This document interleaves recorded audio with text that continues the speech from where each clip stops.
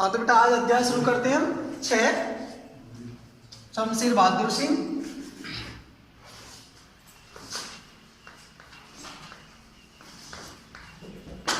देखो शमशेर बहादुर सिंह जी एक प्रयोगवादी कवि हैं, प्रगतिवादी भी है और प्रयोगवादी कवि भी रहे शमशेर बहादुर सिंह जी।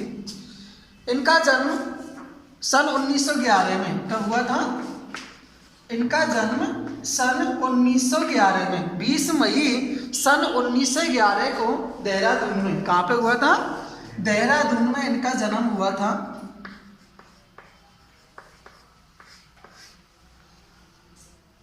देहरादून में जन्मे कवि शमशेर बहादुर सिंह जी का जन्म सन 1911 में हुआ था। इनके पिता का नाम बाबू तालिब सिंह था। इनके पिता का क्या नाम था? बाबू तालिब सिंह था। जो एक अदालत में रीडर की नौकरी किया करते थे। इनकी माता का नाम प्रभुदेई था। क्या नाम था?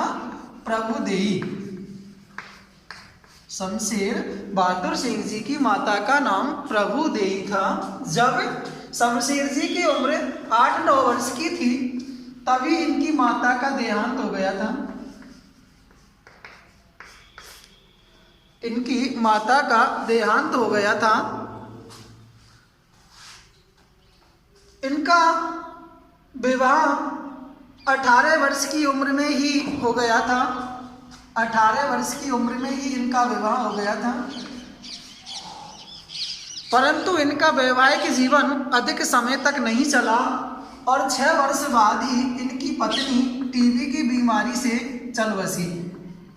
इनकी पत्नी को 6 बोलते टीबी को बीमारी से चल बसी। इनका जीवन एक तरह से एकांत में रहा, लेकिन इतनी परिस्थितियों के बाद भी इनका जो कवित्व कर्म था, कविता लिखने का जो कर्म था, वो बिल्कुल भी कमजोर नहीं पड़ा है। बिंबधर्मी के रूप में शमशेर बहादुर सिंह जी विख्यात हुए। इन्होंने अनेक कविताएं लिखी जिनमें चुका भी नहीं हूं मैं,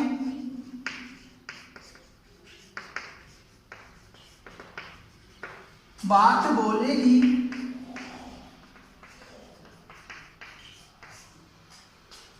बात बोलेगी, कविताएं, कुछ कविताएं, कुछ और कविताएं,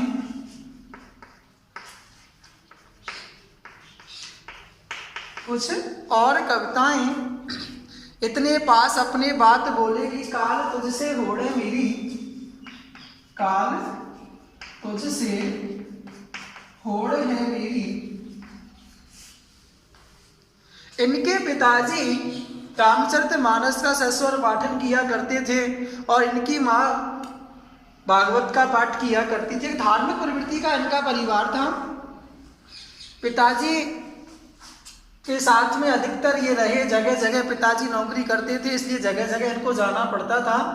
उर्दू भाषा का इन पर बहुत ज़्यादा प्रभाव रहा। इनके नाना उर्दू के शिक्षक थे, उनका भी इन पर बहुत प्रभाव पड़ा। अनेक कविताएं लिखी कवि ने और सन 1993 में इनका देहांत हो गया था। सन 1993 ईस्वी में कवि शमशेर बहादुर सिंह जी का देहांत हो गया था। इनकी यहाँ पर जो कविता है उषा, यहाँ पर कवि की जो कविता है उषा, उस उषा कविता में कवि ने प्रकृति का बड़ा ही सुंदर वर्णन किया है। यहाँ पर कवि बताना चाहता है कि भोर का समय है। भोर का समय होता है सूर्य उदय से पहले का समय। जो सूर्य उदय होने का जो समय है वो दृश्य बड़ा ही अनुपम होता है, वो दृश्य बड़ा ही सुंदर होता है। जब सूर्य निकलने को होता है उससे पहले प्रकृति का जो सौंदर्य बना हुआ है उसका वर्णन कवि ने अपनी इस कविता में किया है। इस कविता में उसने घरेलू बिंबों का, घरेलू उपमानों का प्रयोग कवि ने यहाँ पर किया है। वो बताना चाहते हैं कि जो गांव की मनोहर दृश्य हैं, गांव के जो मनमोहक दृश्य होते हैं, जो भोर के समय गांव का जो दृश्य लग रहा है उसका कवि ने बड़ा सुंदर वर्णन किया है। वो बताना चाहते हैं कि जिस प्रकार से गांव में सिल होती है जिस पर मसाले मिर्च आदि पीसे जाते हैं, ऐसा वो सूर्य प्रतीत होता है। सूर्य की लालिमा चारों तरफ फैली हुई है। कवि बताना चाहता है कि सूर्य का जो आकाश है, नीला आकाश है, वो नीले शंख के समान प्रतीत होता है। उस समय ऐसा लगता है मानो किसी ने लाल खड़िया चौक मल दी हो, आंगन है वो काले जैसे मानो राख से लीप दिया हो। ऐसे अनेक उपमानों का प्रयोग, बिंबों का प्रयोग कवि ने अपनी कविता में किया है। यहाँ पर जो कवि की कविता है उषा, इस कविता में कवि ने खड़ी बोली का प्रयोग किया है। कौन सी बोली है? खड़ी बोली का प्रयोग हुआ है इसमें। आप लिख सकते हैं इसमें, क्योंकि जो अपना 4 अंक की जो व्याख्या आती है, उस 4 अंक की व्याख्या में आपसे पूछा जाता है, भैया ध्यान रखना, आप 4 अंक की जो व्याख्या होती है, उस 4 अंक की व्याख्या में आपको 2 पॉइंट बनाने होते हैं। एक भाव सौंदर्य होता है और दूसरा शिल्प सौंदर्य होता है। तो जो शिल्प सौंदर्य का जो पॉइंट आपका बनेगा, उसमें आपको यही बातें बतानी है। शिल्प सौंदर्य के पॉइंट में आपको यही बात बतानी है कि आपको पहला ही पॉइंट बना देना है। कैसी भाषा है? खड़ी बोली का। खड़ी बोली का प्रयोग हुआ है।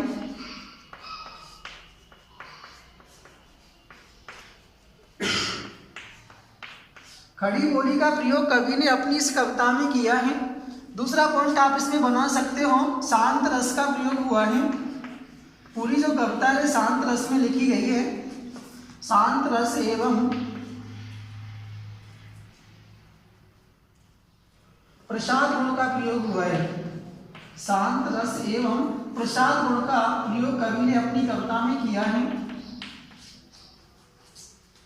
इसमें कवि ने मुक्त छंद का प्रयोग हुआ है। मुक्त छंद का प्रयोग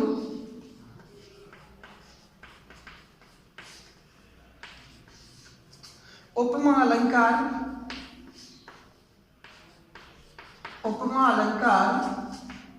उत्प्रेक्षा अलंकार का प्रयोग हुआ है। उत्प्रेक्षा अलंकार का प्रयोग हुआ है। ये 4 पॉइंट आपको शिल्प सौंदर्य में बनाने होंगे, जो इस पूरे अध्याय में आपके काम करेंगे भैया। ये 4 पॉइंट आपके। अब देखो चर्चा पाठ की करते हैं हम।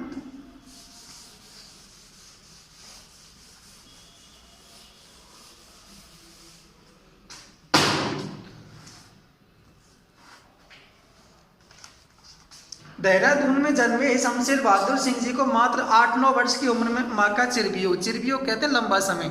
8-9 वर्ष की आयु में ही शमशेर बहादुर सिंह जी को अपनी मां का चिरवियोग सहना पड़ा। अर्थात जब शमशेर बहादुर सिंह जी की उम्र 8-9 वर्ष की थी, तभी इनकी माताजी का देहांत हो गया है। 18 वर्ष की उम्र में उनका विवाह हुआ। जब शमशेर बहादुर सिंह जी की उम्र 18 वर्ष की थी, तभी उनका विवाह हो गया। मगर 6 वर्ष साथ निभा। अर्थात जब शमशेर बहादुर सिंह जी का विवाह हुआ था, तभी इंटर में पढ़ते थे। लेकिन इनका वैवाहिक जीवन अधिक समय तक नहीं चला और 6 वर्ष बाद ही इनकी पत्नी टीबी से चल बसी। जीवन के अभावों ने उनके कवित्व को दुर्बल, अर्थात कविता लिखने के कर्म को कमजोर नहीं बनाया, बल्कि और भी ज्यादा धारदार मजबूत बना दिया है। बिंबधर्मी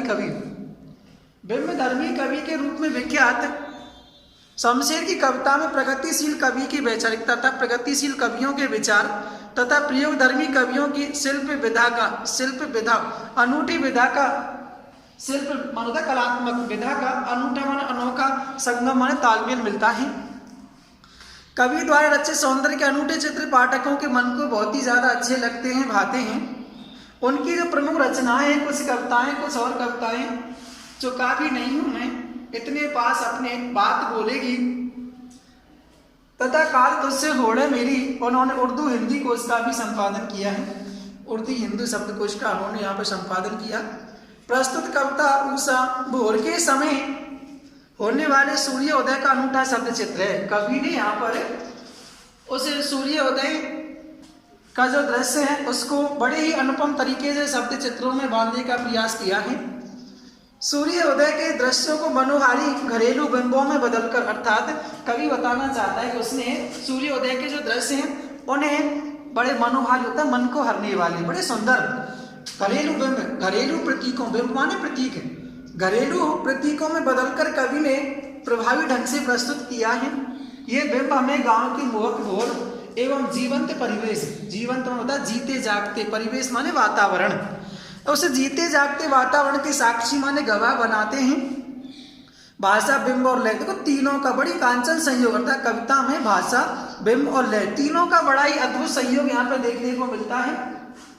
कवि प्रातः कालीन सूर्योदय का मूक दृष्टा, मूक दृष्टा होता है चुपचाप, दृष्टा माने देखने वाला, शांत होकर के देखने वाला, बनकर भोर के उस जीवंत परिवेश को जीवन के चिर परिचित में होता है जिसको लंबे समय से हम जानते हो, जिससे परिचित हो, चिर परिचित बिंबों में अभिव्यक्त कर सृष्टा के रूप का, सृष्टा रचनाकार वो ईश्वर उस परमात्मा के रूप का हमें एहसास कराता है। राख से लिपा हुआ चौका, बहुत काली सिल, स्लेट या लाल खड़िया चौक, ये हमारे सामान्य घरेलू परिवार के प्रतीक हैं, लेकिन इनमें एक अनूठी सुंदरता छुपी हुई है। देखो मैंने आपको बता दिया भैया, इसमें पूरे अध्याय में ही शांत रस है। कौन सा है? शांत रस का प्रयोग हुआ है, प्रसाद गुण का प्रयोग हुआ है। कवि ने खड़ी बोली में अपनी रचना की है। देखो उषा, उषा का जो समय होता है वो होता है सूर्योदय से पहले का समय, भोर जिसको बोला जाता है। प्रातः नभथा बहुत नीला शंख जैसे, नमस्ते भैया, प्रातः नभथा बहुत नीला शंख जैसे, भोर का नभ राख से लीपा हुआ चौका अभी गीला पड़ा है। नभ, नभ का अर्थ होता है बेटा आकाश, नभ का अर्थ क्या होता है? आकाश। बहुत नीला शंख जैसे भोर का नभ, कवि यहाँ उस सूर्योदय से पहले के वर्णन, पहले दृश्य का वर्णन करता हुआ कहता है कि जो प्रातः काल का नभ जो आकाश था बहुत नीला शंख जैसे, वो ऐसा लग रहा था जैसे मानो कोई नीला शंख हो। कवि बताना चाहता है कि प्रातः काल का जो आकाश है वह नीला आकाश नीले शंख के समान चमकता हुआ प्रतीत हो रहा था। भोर का नभ, वो प्रातः काल का आकाश, राख से लीपा हुआ चौका अभी गीला पड़ा है। कवि कहना चाहता है कि जो प्रातः काल का जो भोर का आकाश है वह ऐसा लग रहा है जैसे किसी गृहिणी ने अपने आंगन को राख से लीप दिया हो और उसका वो लीपा हुआ जो आंगन है अर्थात वो चौका है वो कैसा पड़ा है? गीला पड़ा हुआ है। अर्थात जब किसी आंगन को राख से लीपा जाता है तो वह कुछ काला काला सा नजर आता है। तो उसी प्रकार से उस आकाश में कुछ नमी बनी हुई है, नमी की वजह से वह नीला आकाश कुछ काला सा प्रतीत हो रहा है। इसलिए कवि बताना चाहता है कि वो प्रातः काल का जो आकाश है वो कुछ नमी के कारण ऐसा प्रतीत हो रहा है मानो किसी गृहिणी ने अपने आंगन को राख से लीप दिया हो और वह चौका भी गीला पड़ा हुआ है। देखो प्रातः नभता बहुत नीला शंख, उपमा अलंकार चल रहा है पहली पंक्ति में। बहुत काली सिल जरा से लाल केसर से कि जैसे धुल गई हो। कवि बताना चाहता है कि सूर्य निकलने से पहले आकाश में जो लालिमा फैल गई है, सूर्य निकलने से पहले जो आकाश में लालिमा फैली हुई है उस लालिमा में बहुत काली सिल, जो आकाश है वो काली सिल के समान प्रतीत हो रहा है। जो नीला आकाश है वो किसके समान? काली सिल के समान प्रतीत हो रहा है। जरा से लाल केसर से कि जैसे धुल गई हो, और उसमें जो सूर्य की लालिमा फैली हुई है वो ऐसी लग रही है मानो लाल केसर हो। और तब वो दृश्य ऐसा लगता है जैसे किसी ने उस काली सिल पर लाल केसर को पीस करके और उस सिल को धो दिया हो। अर्थात उस आकाश में कुछ लालिमा फैली हुई है। स्लेट पर या लाल खड़िया चौक मल दी हो किसी ने, और वो ऐसा लगता है मानो स्लेट पर, स्लेट या प्रतीक है नीले आकाश का, इसका प्रतीक है नीले आकाश का, लाल खड़िया प्रतीक है सूर्य की किरणों का।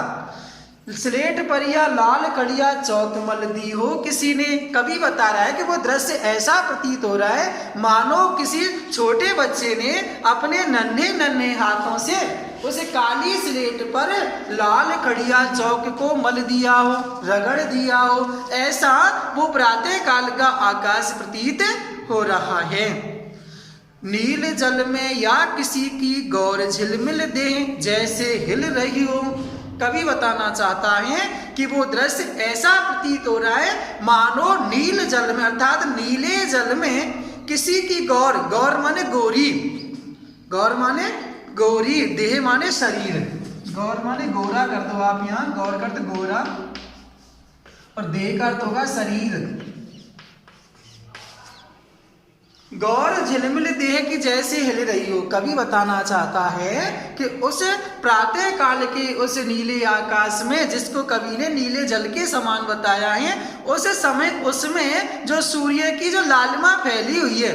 देखो सूर्य जब निकलता है तो पूर्णतः लाल होता है, लेकिन जैसे धीरे धीरे वो निकलना प्रारंभ करता है सफेद होता चला जाता है। तो कवि वही बताना चाहता है कि उस नीले आकाश में जैसे जैसे वो सूर्य की किरणें फैलती जा रही हैं, वो दृश्य ऐसा लग रहा है मानो किसी गोरी नायिका का शरीर, अर्थात नीले जल में किसी गोरी नायिका का जो शरीर है वो झिलमिला रहा हो। अर्थात किसी नायिका का गोरा शरीर है और वह गोरा शरीर उस नीले जल रूपी आकाश में झिलमिला रहा हो।